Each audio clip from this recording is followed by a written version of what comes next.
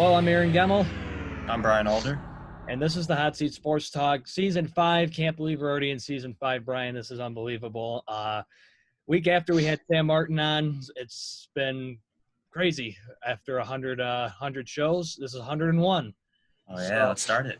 And let's get it going as we are fired up to have Central Michigan Chippewa Ben Maleszyk. Did I say it right? Maleszyk, yep. Maleszyk? All right. All right, it's good to have you. Good to have you with us, Ben. And so I'm going to just get things going here. So you went to Cousino, a rival to us, Fraser High School, Fraser Ramblers. At your time at Cousino, you beat Fraser twice and Three times. oh, excuse me, three times. Excuse me, three times. And you guys made the playoffs twice. And so take us through your time at Cousino on the football field, because you were a pretty dominant quarterback then. Yeah, so started out freshman year. We had really low numbers, so I was on JV. And it was actually good. My coach for the next 3 years ended up being my JV coach because Coach Nettles got the head job the following year. So I had him sophomore year through senior year, so that was really nice. So I had him for 4 years, and it was pretty cool. We got pretty close over those years. I still talk to him every now and then, reach out, see how the family's doing.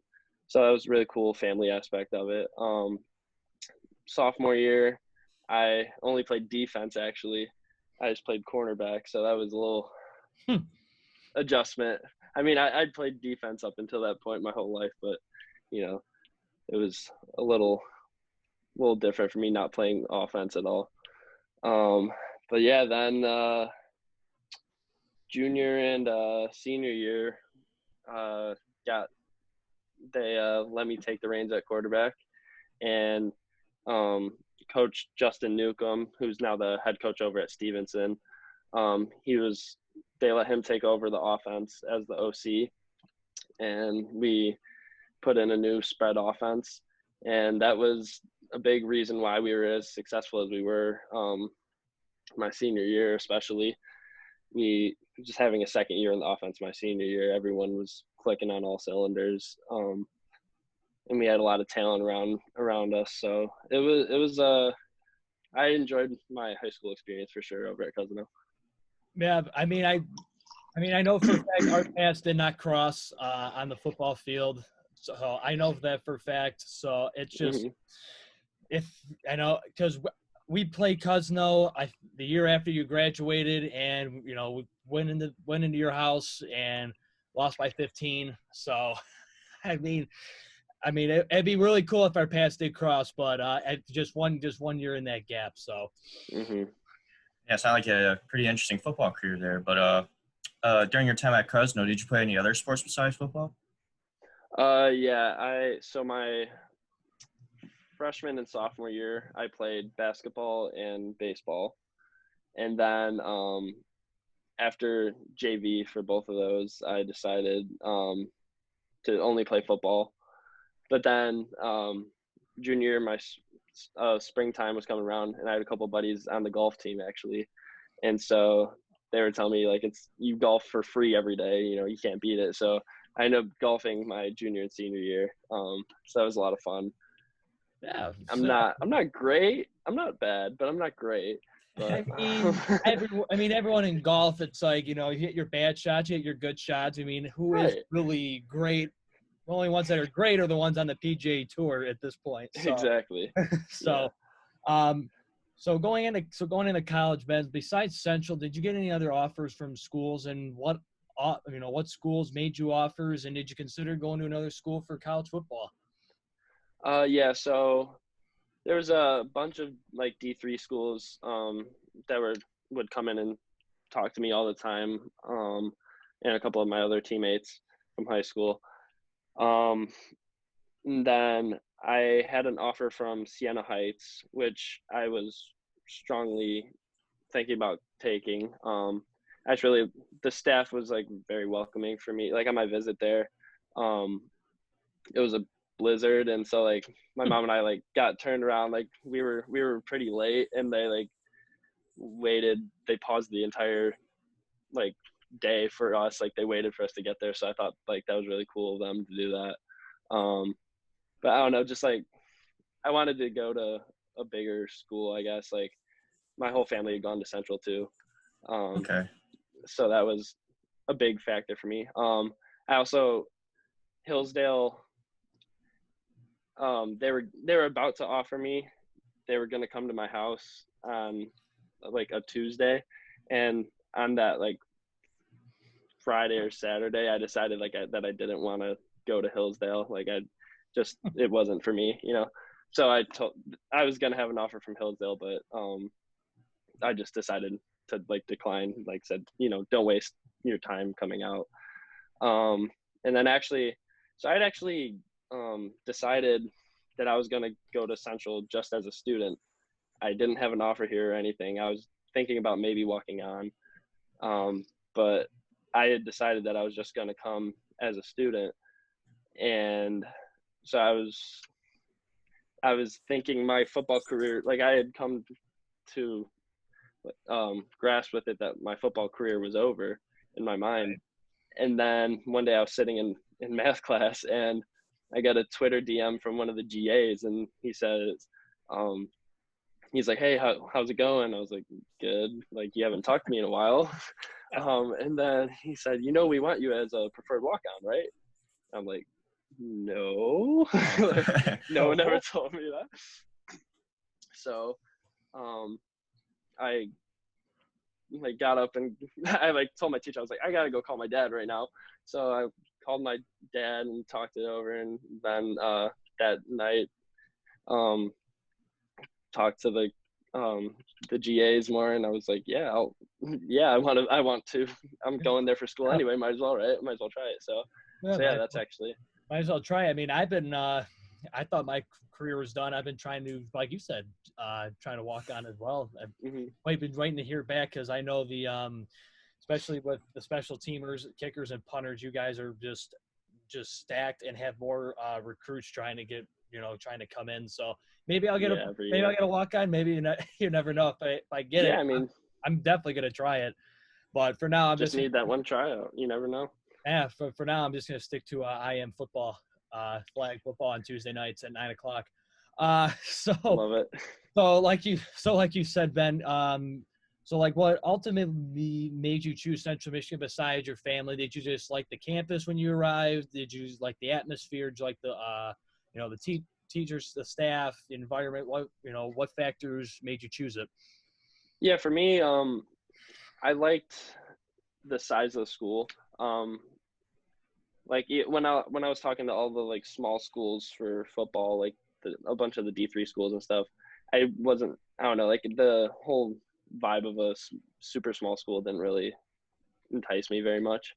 I really had narrowed my mind to either going to Central or Grand Valley, and because Grand Valley was talking to me for a while, and then they just stopped, as that happens with recruiting, but yeah. But yeah, I had set my mind I was either going to Central or Grand Valley, and I had a couple of my buddies here. My brother was here. I was familiar with the campus. I had visited both campuses, but I don't know. I don't know. There was just something about it. Like it was just, it felt right, I guess. I don't know why, but yeah. Oh. Yeah, there's always something that you feel like just draws you to a campus. You never really can like explain. You just feel like at home. You just feel right there. I definitely can see where you're going. Like you would state, Brian. That's just how it is. Yeah, me and State for sure. Yeah. So what was that? We outnumber you here, so just saying. Yeah. I can't really say much. You guys have to outnumbers right now. But yeah, speaking of Central, so as a freshman in 2018, Ben, the team itself, it was kind of at a low point going 1-11. So do you think it was like starting roster to coaching staff, or like just tell us what happened during that season? It was such a weird year. Like it was a culmination of a lot of things. It was just mostly like there was no one person or one reason to blame. It was just a lot of dysfunctionality. After like the first couple games, we were losing to Kansas at home, which the previous year we had gone into Kansas and smacked them.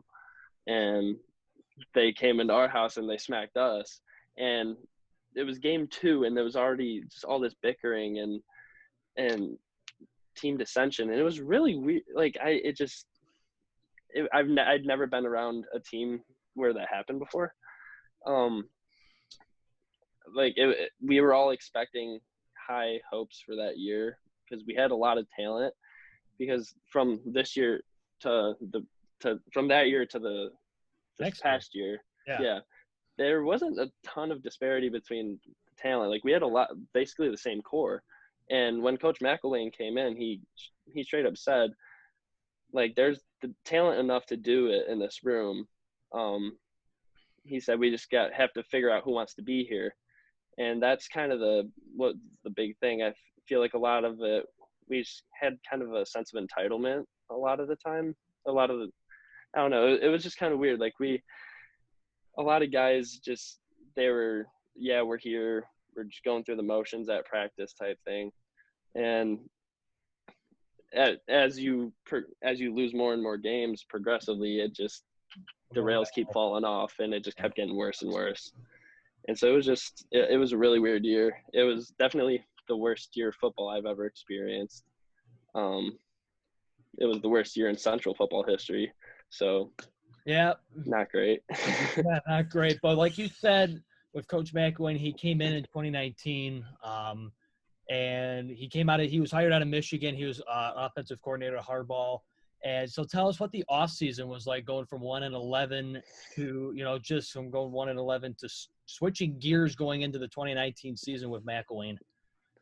Yeah, so right off the bat, from the first day that we met him, he came into the meeting room and said, sit up straight, get your hats off. This is like, pay attention. Okay. This is different. And he came in and, he said, we had gotten in a fight with Toledo in our last game. I don't know if you guys remember that or knew that. I kind of do. Yeah, we had gotten in a little bit of a bench clearing scrum with them. And so he was saying how, that's BS. That's not going to fly. That's undisciplined. Oh. And he said, we have the talent in this room, but we don't have the discipline right now. And so he said, we're going to find out who wants to be here. And that's really what they did. First day of running, he's out there. He has us all lined up, and he is red. Like, we're all running, how we normally had. And he comes in, blows the whistle, comes in, says, that's BS. I'm tired of this country club attitude. That's what he called it. He said, I'm tired of this country club BS. Yeah, this country club BS. I'm cleaning it up a little bit for you guys. And so okay. he came in and face red, just yelling and get on the line. And so it was just sprint after sprint after sprint after sprint. Oh, and yeah. I couldn't tell you how long we were running for. I kind of you black out. Exactly. Yeah, I know what it's like. And I had never run sprints like that in my life, and I pray to God that I never have to run sprints like that again. Because from day one, and we had so many guys throwing up, it was bad. Oh yeah. And so from that first day, he set the tone, like, this is different. If you don't want to be here, we're getting you out of here one way or another. And so the workouts just had a different intensity. Everything was structured. It used to be, as long as you're wearing Central Michigan gear, you're fine working out in the weight room. He came in, we're all wearing gray shirts, just plain gray shirts, plain maroon shorts, white socks, and your shoes that you're given. Go ahead. You have to foot me one pair of those. I mean, those things they sell in the bookstore aren't cheap, but yeah. I mean, But so it sounds to me, but like I've never heard, I mean, because we've interviewed guys who played at Michigan State, guys who've won Big Ten championships and stuff like that. We've never heard of them having a dress code for weightlifting before. That's very interesting to hear. You know, at Michigan State, it's a Big Ten school. I mean, you'd think they'd be way more, way more like straight and narrow. And to hear Coach Mack but I guess it's from his Big Ten experience and his experience with Saban as well. But that, cultural, that attitude coming in. So that's very interesting to hear. Yeah, and it, they came in and, and your shirts always need to be tucked. And, so their rationale is if you can't keep your attire the right way, then how are you going to be disciplined on the field when it actually matters? And I agree with 100%. So, and it worked. I mean, it showed. We were much more disciplined in every aspect of the game this year. Yeah. And it was a lot more fun to watch, a lot more fun to be a part of. That's for sure. Yeah, we'll get to that. We'll get to that in a second. So, like you were just talking about. So going from 1-11 to 1 year, the next year you went to win every single home game in 2019. So before the home games, were there like any special like preparation speeches or like pregame traditions that went on with you guys?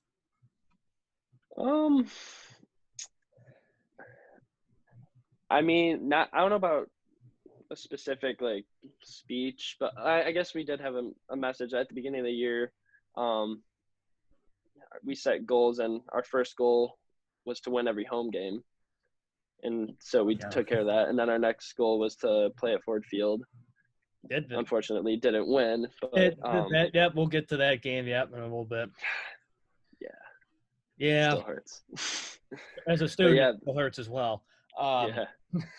But that main focus was always from the beginning of the year, from day one, was win every home game. That's he said if you can't learn to win on the road until you win at home first. So so that was our first goal.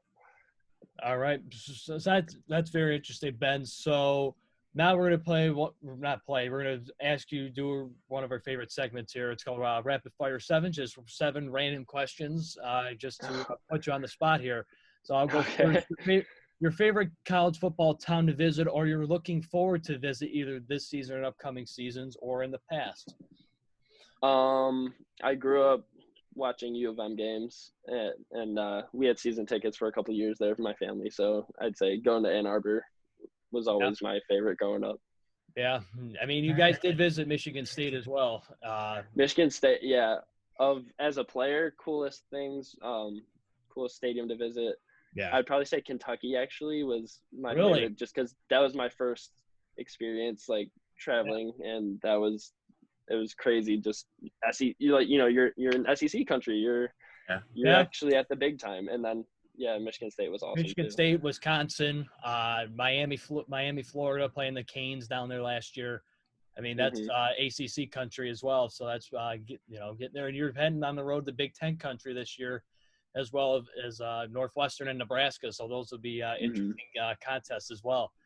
Especially Nebraska, they can get really rowdy, especially in the football season.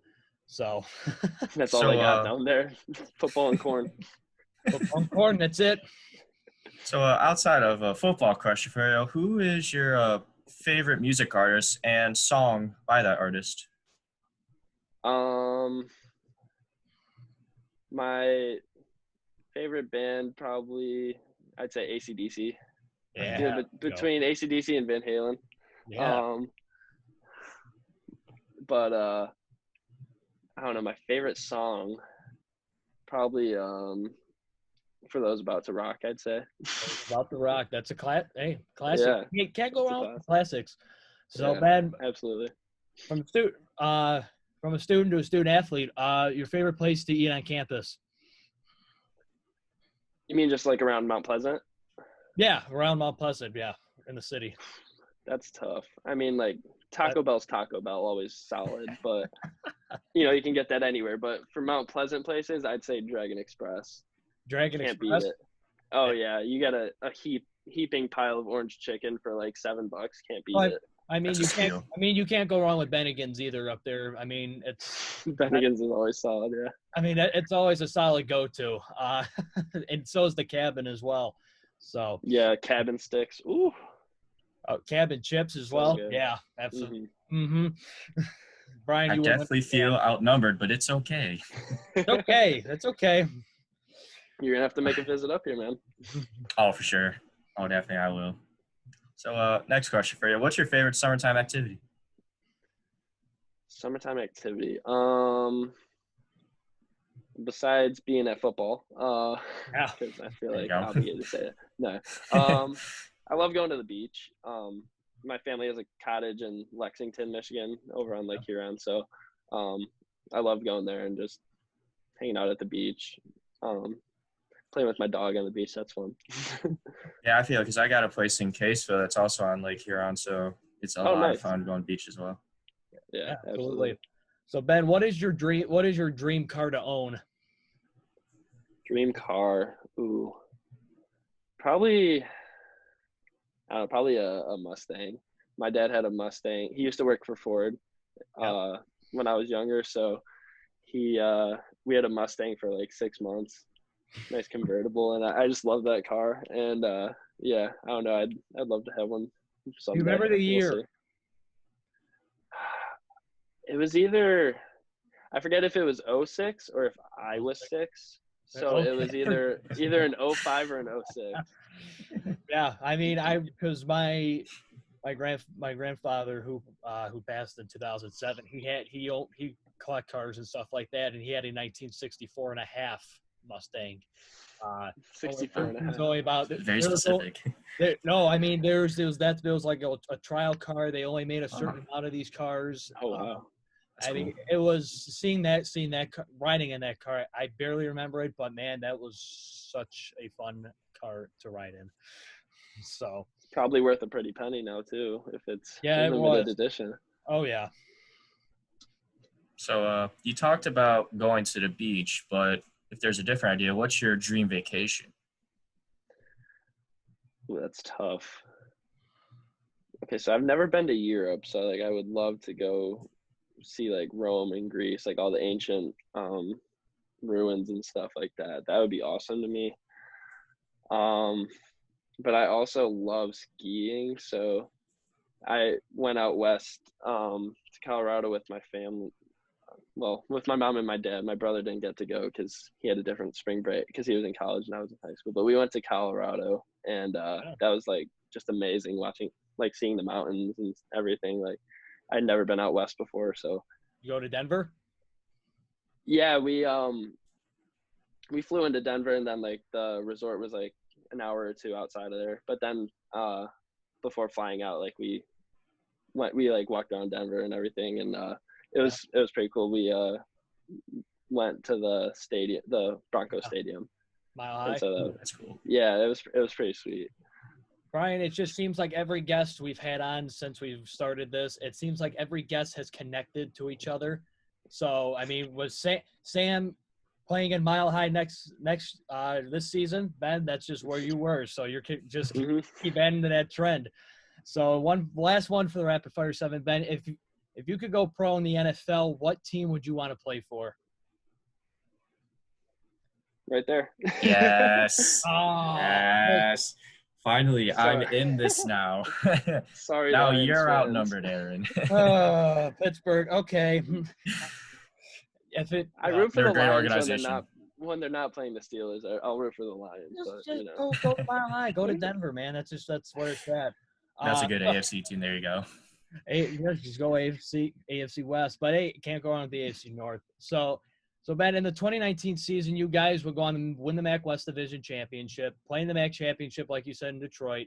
Tell us what the atmosphere was like in the locker room, and what was it like before the game and during warm-ups as you guys were prepping for the Mack Championship? First thing I remember is just how bright the lights were. Actually, like it took some adjusting and warm-ups to like actually like just seeing the ball. Like it was just different. but it was just, and we were in the Lions locker room, like we were in the home locker room, so that was really sweet. Yeah. Just you walk in there and it's like, wow, they have, all the retired names up there, and Mark was right under Barry Sanders, so that was really sweet. And but yeah, it was just really cool experience altogether being in there. In the locker room, I mean, everyone was juiced up, ready to go. Like, this was what the whole year we were saying dead last, because we were picked to be dead last. Yep, in the preseason polls, and so that's what we kept saying, dead last, and so we were like, this is our moment, like it's us against everyone. Oh yeah, like it's from the beginning, no one believed in us except for us, and like, this is it, we're about to do it. And then yeah, it was just no. Believe me, I mean, what Tommy Lazzaro's one touchdown. I mean, that first of all, that brought enough hype into the student section enough. Him just getting carries enough. Him getting carries, and just doing those read option plays. But coming all the way down to that onside kick at the end of the game, it's just I might put one bad call, just one bad call, and just defied us Chippewas from another Mack championship. But it doesn't matter. We're going to be racking up more anyways in the future. So me and Mark were talking about the game the other day, and we were saying we really believe like we were the better team, but they took that opening kickoff down to the 1 yard line, and that just deflated everything, and it was just, we were just off the rest of the game. So but you guys hopped back on the horse and got you guys fought, you took the lead. It was just a tug of war, I mean, until Miami took the lead in the closing minutes, until that that onside kick try, which we thought was, all of us and probably you guys on the sideline, was a touchdown. We were going nuts. Oh, believe me, we thought like, okay, I'm like, me and my friends at the game, first year we're in college, Mack champions, conference champions, but no, that wasn't it. Brian, you could say that in basketball, but we couldn't for any sport. So nice, yeah. But sadly, as you guys were talking about, you didn't win the championship, but you did make the New Mexico Bowl. So can you tell us what that experience was like for traveling to New Mexico, and like what the week was like preparing for that game? So it was pretty cool. I'd never been to New Mexico. I'm pretty sure no one on the team had been to New Mexico, because who goes to New Mexico, right? Yeah, I mean, that's a tough question. But yeah, it was pretty cool. You land and you see all the mountains out in the distance, so that was really awesome. But as we're getting off the plane, they had a mariachi band playing for us, so that was pretty sweet. So that was really funny. It's different. I mean, hey, went in New Mexico, I guess, right? Yeah, why not? So yeah, we get in there, and they have a bunch of free. They had like backpacks and hydro flasks and sunglasses, and these AirPods I got from the bowl too, so didn't have to pay for it. So that was nice. And so we landed, and then we went to some event. It was at like a Dave & Buster's type place, and it was us and San Diego State were there. And so it was just kind of funny, like we were all just kind of like looking at each other, like scoping everything out, like feeling each other out, trying to play some games. I was a little upset they took all the basketball hoops and like didn't move the rest of the game. It's BS. But yeah, so that was pretty fun. Next night we had to ourselves. We had a couple other events like through the bowl, and then we had the night to ourselves, so that was nice, just relax. Then we started practice, and we were at some high school. It was really cool because it was like perched up on a hill, and so like you look out and like you could see over the whole city, and like there's mountains in the background of the end zone too. So it was really cool. That's cool.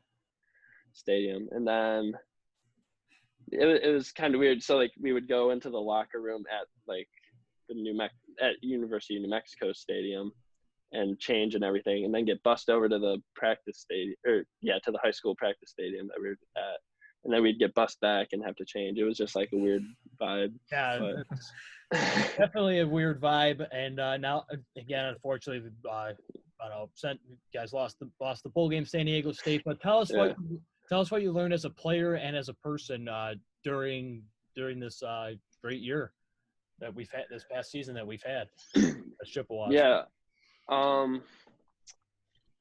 As a person, I learned,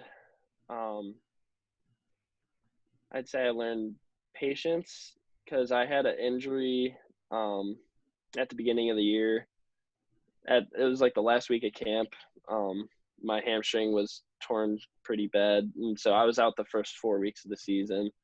And so then when I came back, I was taking reps with the second team in camp, and then I got hurt, and so then I came back and I was in the third string. So it was definitely tough for me, mentally trying to stay with it. But I mean, it always helps to win, keeping everyone with it. But I mean, yeah, it was definitely a tough time for me coming back from an injury. That was my first injury ever in any sport. In all the years I've been playing sports, that was my first injury. So I'm blessed from that standpoint, but it was just, mentally taxing a little bit. But from a team standpoint, it was, for me, I want to coach in the future. So I learned a lot about how things should be done from a discipline standpoint. Don't be afraid to crack the whip. And if someone doesn't want to be there, then they're not. Then cool. Then you're better off without them. And so, we cut a lot of guys prior to the season, and some of the guys were like, really, like, wow, that's crazy. And some of the guys, they kept on, and their attitudes changed toward, like, throughout as we got through the year. A lot of the guys' attitudes you could see changing, and eventually everyone was going in the right direction together, and that was the biggest part of how we were able to do what we did this year. Like you said, the culture changed when Mack came in. Like you said before, it's just what he says, just straight and arrow. This is how we're going to do things. If you don't like it, tough luck, you're out. So, and then it just goes to show, like you said, like you and your play and the other guys in the locker room just changing their attitudes throughout the season. So, and it was sorry. All right. As a because you walked on, correct, at Central before walk on. Take us to that process? How's the preferred walk on and the walk on process work? So I actually had an interesting route. Very unconventional. So they, as I told you, very late, I'd already decided I was enrolled in the school, but they told me that they wanted me as a preferred walk-on. So I was really excited. And then a few weeks before, it might have been even in summer already, or it was like a couple weeks before summer, they called me and said that due to Title IX, they had to cut some roster spots. And so, I was probably one of the last guys in on the team. So my spot was cut. So they said, we don't have a spot for you in the fall, but in the spring, like, we'll have a spot for you. And so I was like, it hurt. Like, I was so excited to get started. And so I was like, is there any way for me to be around the team, start to learn the offense or anything? And they said, you can be a manager. And so I was thinking, like, oh, I'll be like watching film. Like, I was thinking more like a GA. But not, they threw me in with the equipment managers. So I actually spent my first semester here as an equipment manager. And it was kind of funny just because then I was talking to some of the guys on the team, like, as I was, handing balls into the practice. And they're like, I was telling them, like, I would throw, and they'd be like, oh, you got a good arm. I'm like, yeah, like, a preferred walk-on. Like, I'm starting next fall, or like in the spring. And they're like, Right. really? Like, so it was just kind of like a weird dynamic for me. I've never heard of anyone else like have the same situation as me. So it was really weird for me. And then in the spring I started, like I came in, and it was tough. Didn't get many opportunities at all because I was the 5th quarterback in the room. And so then, again, they said, we don't know if we'll have a spot for you in the fall, but you can come and work out with us through the summer. And so I was like, all right, yeah, I mean, what else am I going to do? So I worked out all summer with the team, not knowing if I was going to have a spot on the team. And so camp came around and they said, yeah, we don't. So we're going to have you as a student assistant. So I started off as a student assistant at camp. And then one of the quarterbacks, my buddy, Paul Hurley, he ended up he quit like a couple days into camp because he was a walk-on too and not getting many opportunities. So he decided, like, enough is enough, which totally understandable. And so then they said, yeah, you have a spot on the team now. And so I ended up traveling to every game. I signaled in all the plays for every game. So that was a cool opportunity because I got to go to Michigan State and Kentucky. And but yeah, so then it was actually by the end of the year with injuries and just we weren't doing well. I was one play away from actually going in the last game of the year against Toledo. Because I had the headset on, and so I heard the coaches talking and saying, like, oh, maybe we should put Ben in. And they're like, all right, we'll give one more drive, and if it doesn't go well, then like we'll put Ben in. And then we did well on that drive, first time all game, of course. So, yeah. So it is what it is. But what made you switch from quarterback to a receiver? So again, I wasn't getting many opportunities at quarterback when the new staff came in, because they brought in Quentin and David. And so I see. Yep. Mm-hmm. And so they again, I was lower on the totem pole than those guys. So they said, if you want, you can go, like, we're a little short at receivers, like you can start running routes if you want, like. And I was like, yeah, I'm out here, I want to play football, so yeah, why not? Yeah. So my first day of OTAs, I had a couple like really nice catches, and everyone was like, oh my God, Ben, yeah. It's like everyone was hyping me up. It was really sweet. So then I was like, all right, maybe I can do this. So I came into Coach Fry's office, and I was like, he's like, how'd it go? I was like, it actually went really well. So, I mean, yeah, why not? Let's try it. So I ended up making the switch for this year, and all those guys were helping me. It was kind of really cool, like give and take. Like I would help a lot with teaching guys the scheme and stuff, and they would all help me with my technical stuff, like fighting with my hands and my footwork and everything. So it was really cool. Everyone helping each other. We have great chemistry in the receiver room, so it's awesome. That's great to hear. That's awesome to hear. So for me as a student, a fan, and a commentator of Central's team, this year's Central Western game has been moved to Ford Field. What's your thoughts on the game moving to Detroit, and do you think it should be in Mount Pleasant? Because we went to Western last year. Do you think it should be in Mount Pleasant? I know a lot of the students are upset about it because they wanted their tailgate up here. Yep. But what Coach Mack said is, we gotta get used to playing at Ford Field because we're gonna be doing it a lot. That's what he said. So yeah. So I like that mentality, and I like that attitude that, yeah, we're going to be back here a lot. So let's keep playing there. Why not? So yeah, I like the big showtime. I think it'll be a lot of fun. Absolutely. And that definitely sounds like a lot of fun. So now heading into the season, Ben, you guys just returned to Mount Pleasant. Some guys are doing voluntary workouts and stuff like that. And, and has any of the staff on the team or people from the Mid-American Conference have said how games are going to be played this season with or without fans in attendance due to everything that's been going on and with the potential second wave on its way? I still haven't heard anything. I'm not sure anyone really knows anything at this point. If the coaches do know something, they haven't told us yet. But I really have no idea. And it's really going to be interesting to see what happens, because there's, like you said, this imminent second wave that's, looming over all of us. And, who knows when or if it'll hit hard or what's going to happen. So it'll be really interesting to see if we have football. Now, I don't know, there was an article today saying we might not have football at all. So, who knows? It'll be really interesting.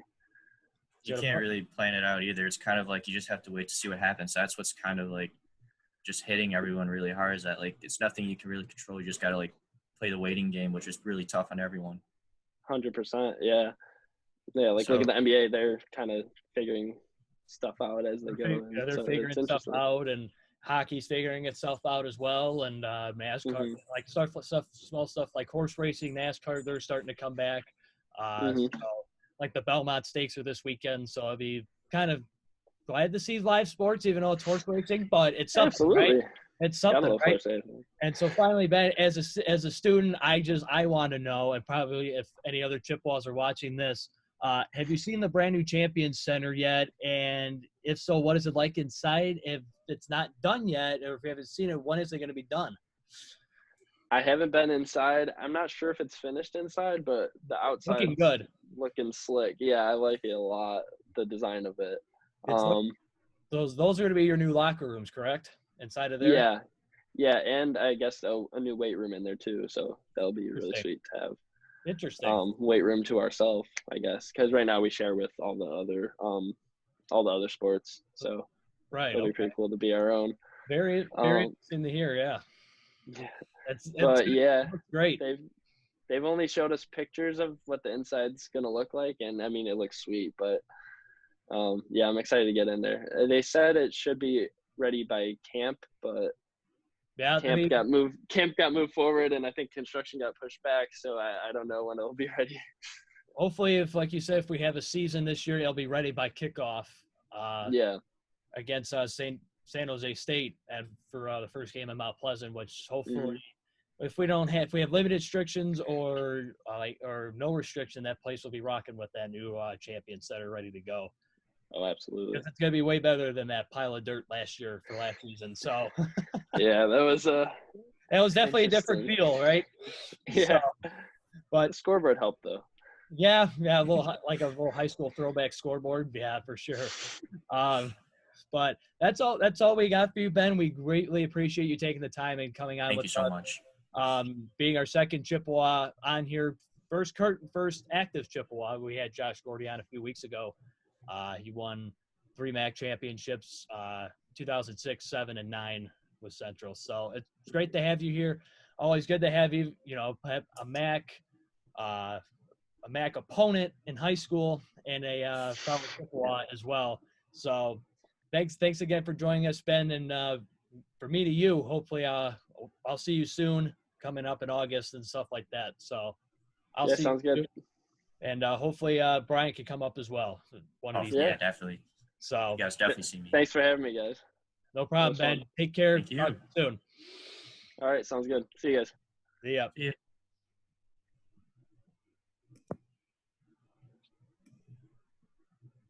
Man, what a great way to kick off season 5, right? I mean, for sure. What an amazing interview. Amazing guy in general. Hopefully we can see him on the field if there's hopefully a season.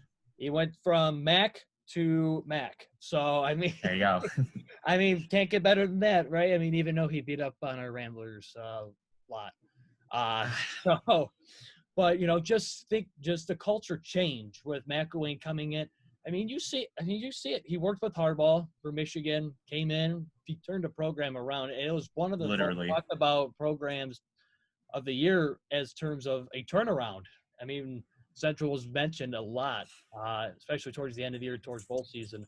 So, and that will do it for season 5, episode 1. We're getting rolling. This will be our last season before we go back up to college. Because once college gets rolling, we don't know if there'll be a season 6, but probably in the summer. But, we got plenty of time to figure that out. We got more sports to discuss because they're coming back, and we can't wait. Slowly but surely, yes. Slowly but surely, yes. And we can't. That's why we're doing a season 5 to discuss those sports when they come back. So until next week, apologies to Peyton Manning. We ran out of time. We ran out of time for Peyton Manning. So until next week, as always, keep it fresh.